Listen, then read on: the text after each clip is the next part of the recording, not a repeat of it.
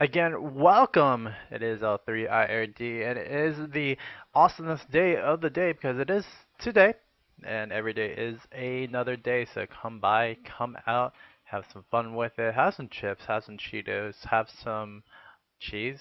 I'm trying to find all these other C words, but again, we're going to be talking about Learning League, episode 27. One is unlike the other. But first, again, always with our awesomeness of the Definitive Esports team, I'd like to always thank them. You can always check them out over at d-esports.com. But also, you can go check out our sponsors that make this all possible: XMG, Antec, Triton, BenQ, Mad Cats. But also, I just want to thank everybody who was checking me out for the EU Finals of the Alienware Fall Season 2012. It was really cool seeing out all the people who actually were watching me out there, and I feel like I might be doing a little bit more coverage of the EU scene later on in my career, even though I am from the NA servers and such like that.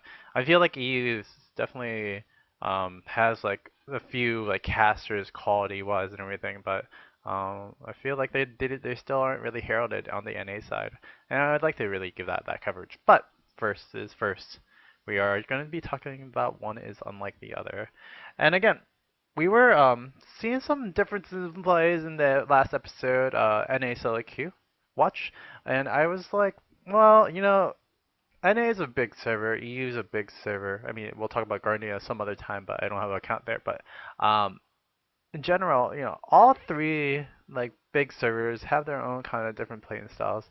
NA have their aggression, and EU has their control slash aggression as well. And it really makes a whole meta for each other for themselves.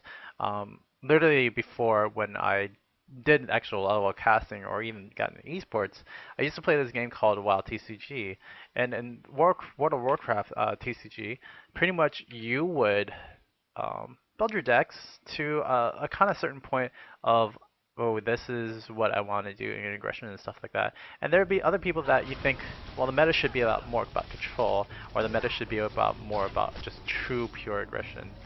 Um, Overall, in general, I felt like aggression control was kind of the NA kind of style, and the EU kind of style, or like a different kind of style, would be just total aggression. And well, how it relates to actual League of Legends? Well, you can see it today with the aggressiveness or the control aggression that is happening for the EU side. But first is first. So yeah, we have big differences in little minute differences in play as well, but big differences in EU side. Right now we're checking out EU solo queue game, probably about 1800 to about 1900. Nothing too big per se of the players, but what are the major differences in just in general for each kind of solo queue? The biggest difference actually is just the champion selection. I mean, you see Syndra just getting picked off over here and such like that. But the champion selection is more of a control kind of standards, control kind of meta, which is really interesting to see. Like you see Gangplank versus Riven. That's a really old kind of school matchup, but that was all predicated on, oh, we own up this lane early by just giving a few little pokes with my parlay, and hopefully the lane will be won by then, and then I just kind of farm up and get to that big game aggression.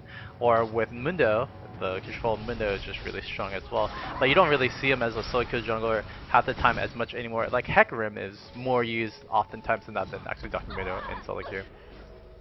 Um, Nivea, definitely a great kind of champion as well. It's another control kind of stylized champion. You have that wall, you have that Glacier Storm, you have that Austin is a Flash Frost as well. So overall, in general, you have those kind of control champions like a Syndra as well, with the Dark Spears, and then also that control meta with the E stun, which is generally weak. But I mean, the bot lane's kind of similar. I mean, we do see Zyra at bottom, and that's been a new flavor of the month for most support slash mids, and also with just Sona Ezreal. I mean, that's just whatever regular. But overall, in general, the theme of the EU slash the theme of the play is more about control, poking, aggression, and getting into that standard where you can just win out really early. While in NA, I mean, yes, we like our control and aggression as well, and I think yes, we actually play it a lot more. That what we see, but most oftentimes than not, in just general solo queue games, you see more of the target kind of burst. You see more of the fizz or like what other AP mids are very bursty. Morgana per se is not really bursty. I don't know. There's a few more aggressiveness that you can actually get into mid, like Evelyn back in the day when she was actually still pretty buffed with that DFG. Rengar again, very aggressive kind of player, but bursty as well.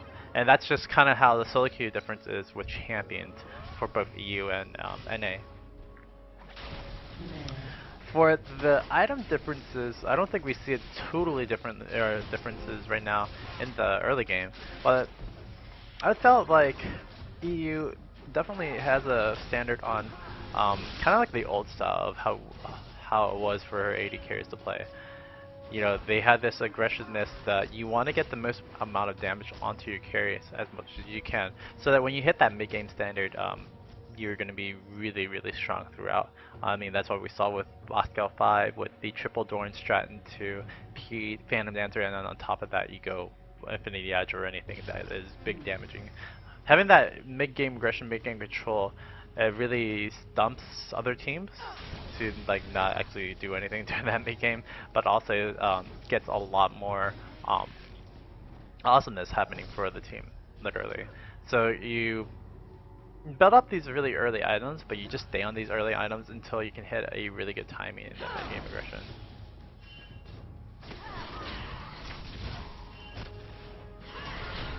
Yeah, so I totally can't say it right now because there isn't any big differences in item builds, except for Naked Oracle is pretty much over with that window, while the the Aurelia who's jungling, I forgot that it's really a jungle right now, not really building up the Naked Oracle, just having a really interesting time with her build as well.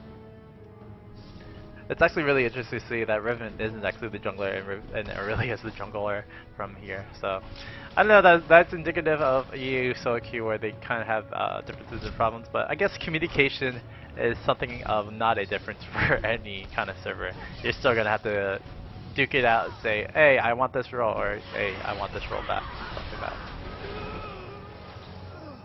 I mean, overall in general though, I feel like EU kind of depend more on the items and that damage more than oftentimes than not. While on the NA side, you see people rush Bloodthirster first. I mean, this is just talking about bottom lane mostly and middle lane, where you have that really big burst with aggression, but then you also have that sustain. Like beforehand, when um,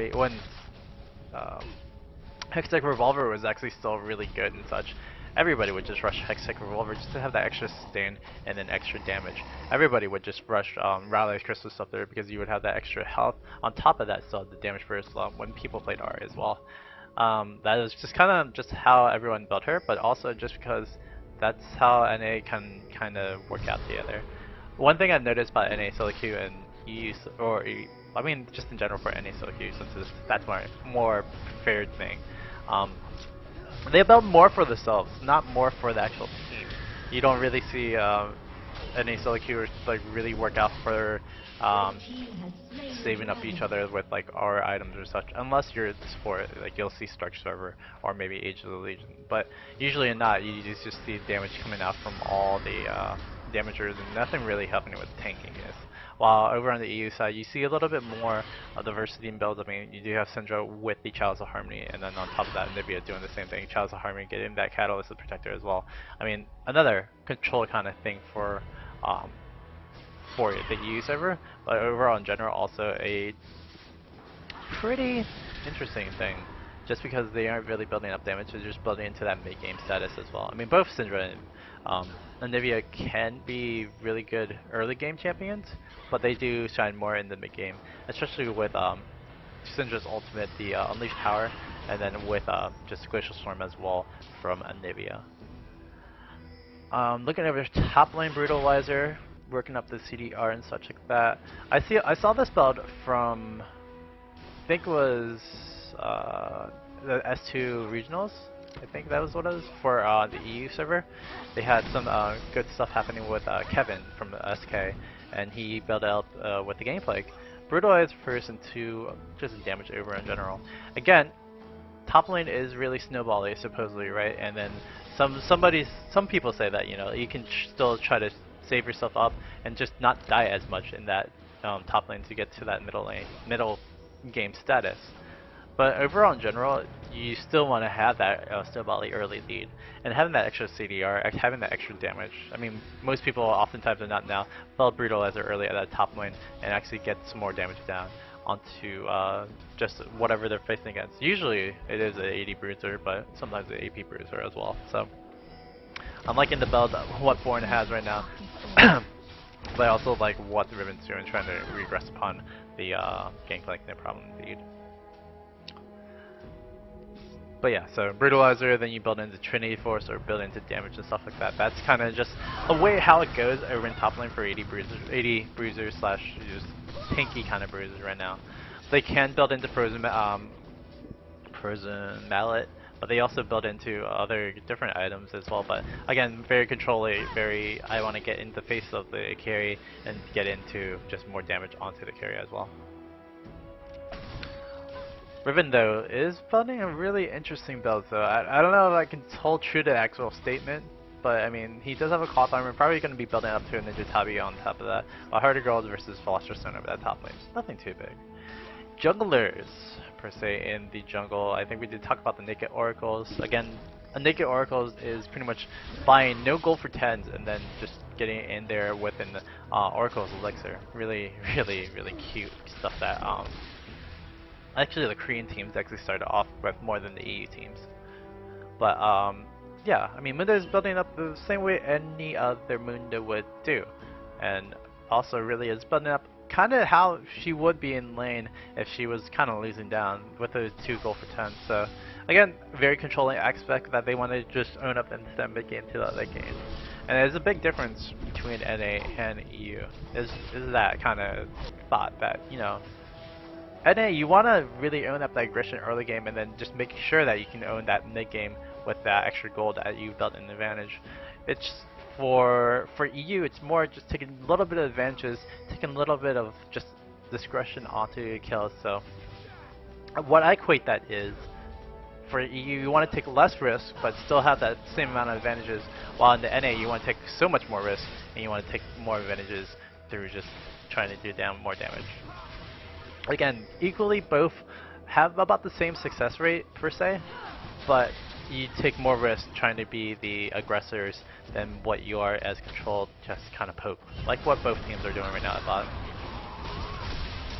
Oh, that was a great ult by Zyra, String of Thorns, but it is probably not going to be nothing for now. Oh, great job by the Ezreal, just getting zoned out right over there, but unfortunately, Vayne and Zyra are kind of still in the back burner, so we'll see what will happen if we're in the bot lane. Overall, in general, the mid to early game phase that we're seeing right now is very long, very elongated. One thing oftentimes is not like you see at this minimum is about 16 to 18 minutes. I mean the first dragon's already down, but the first tower's been like down for a little while. The CS scores are a little bit lower than what they are right now in the department. Like we were watching last week, I think it was. I know it's a little Jenny because that's my friend. She helps me out with the spectator modes, but can't remember the actual pro players that were on there. But 2.3 to 2.1k ELO players, they're still like at 100 CS by the 15-minute mark, 14-minute mark, just because they had playing so aggressively over into these lanes, and that's just how NA really differs from the EU. Like the aggression that comes out from NA really would shock an EU team if they were not prepared and ready for it. And that's what you saw pretty much oftentimes not during season 1, pre-season 2 to about at the beginning of season 2. Like when Fnatic was still with Shushay, they really couldn't do anything about the NA aggression, and that's why you saw TSM win out sometimes and such like that. It's only when EU matched that aggression that it really worked out for them pretty hard, and that's what you saw with Moscow 5, it being way more aggressive than any of the NA kind of teams. In that sense, I just kind of just summed up what happened to the EU NA scene in the beginning. Let me tell you what happens in the end though. EU has now kind of evolved a little bit more above the NA scene, just because again, NA scene is worried about more about aggression, trying to take control in the early game, and then trying to have that lead in the mid game so that they don't have to really care about that lead in late game. While EU has focused more onto controlling everything. If you can control that early game by poking down and just taking those small advantages, if you can control that mid game by taking those buffs and taking those towers like so, very very good stuff. We've been taking all three tier 1 turrets.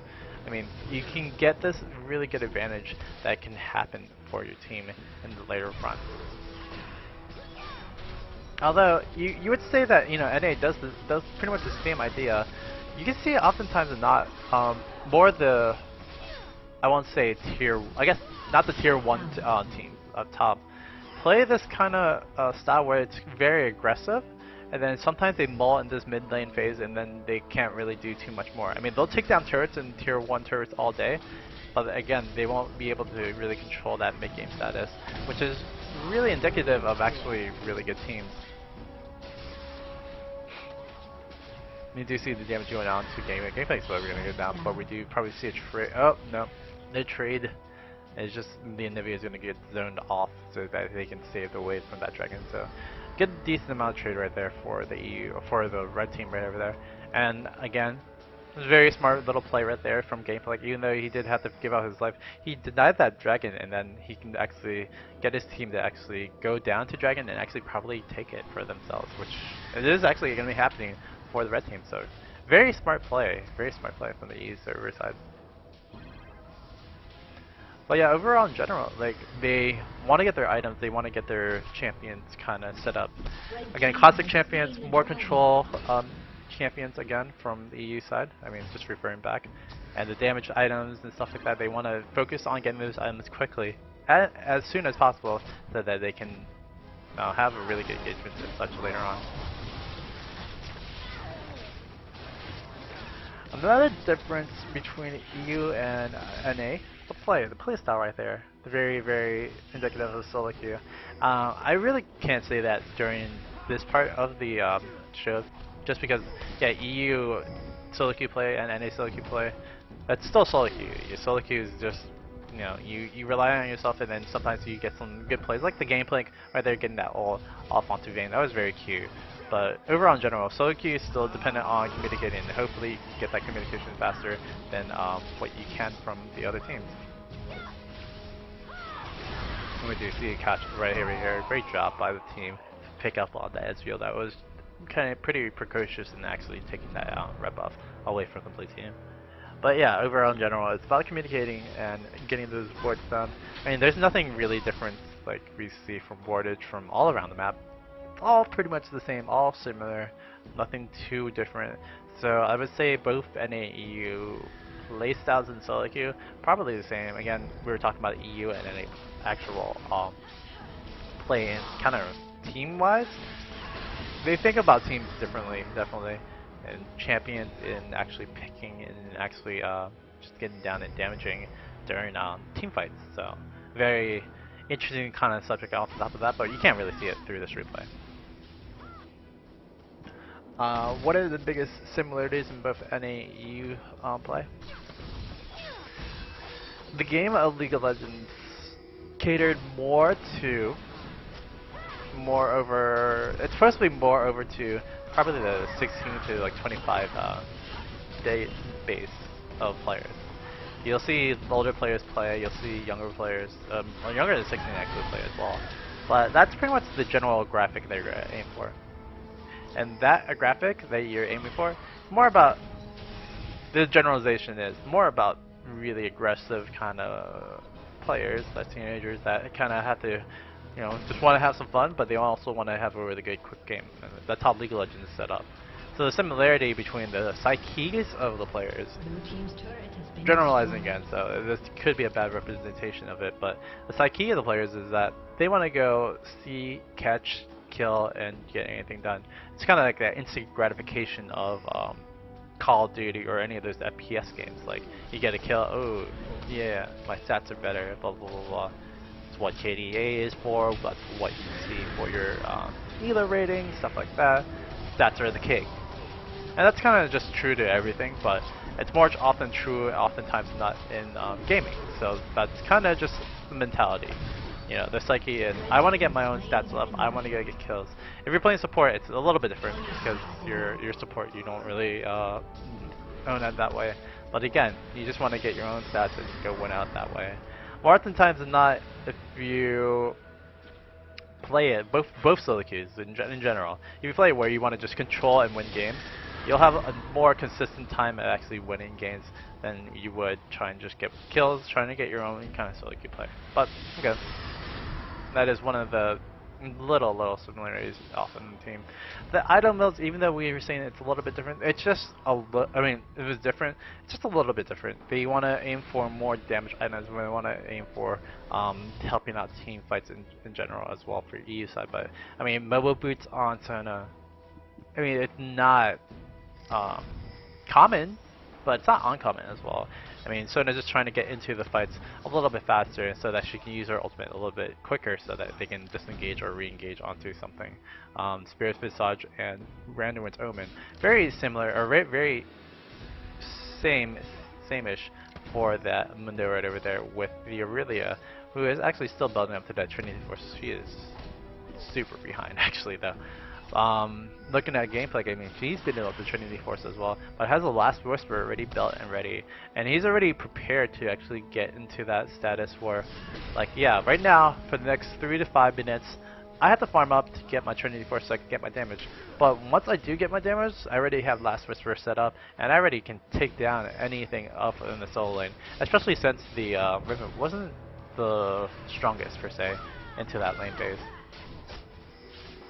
So I like what Aborn did with his build, and actually still having the more armor penetration on top of that, having the CDR of the awesome Brutalizer just really helps out from there. So overall in general, I do kind of like that kind of thinking where, yeah, I built this item, Last Whisper, where it's literally a 5th or 6th item that you should build. You shouldn't build it really early, but since I know we're not really doing too much, and I know we have pretty solid lead right now. I mean, 40k to 30k.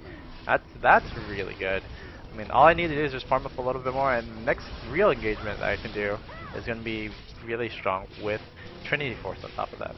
Born should have about 1.5k, I would think. About 2k right now, so yeah. He'll have enough to actually do so much more damage with that Trinity Force.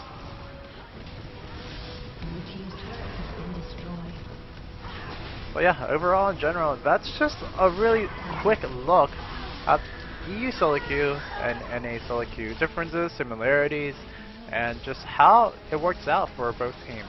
It's really interesting to just kind of look at a few replays, and if I could get actually more in depth with it, which I want to do with EU, well, EU in general, EU West or EU Northeast, you will probably find a lot more differences than what I just kind of glanced through overall in general today. Again, guys, this is Learning League episode 27. One is unlike the other. I'm going to be starting part 2 of the show really soon. Just going to finish up the scene. And part 2 of the episode, we're going to be talking about an awesome little thing called Lone Star Clash 2.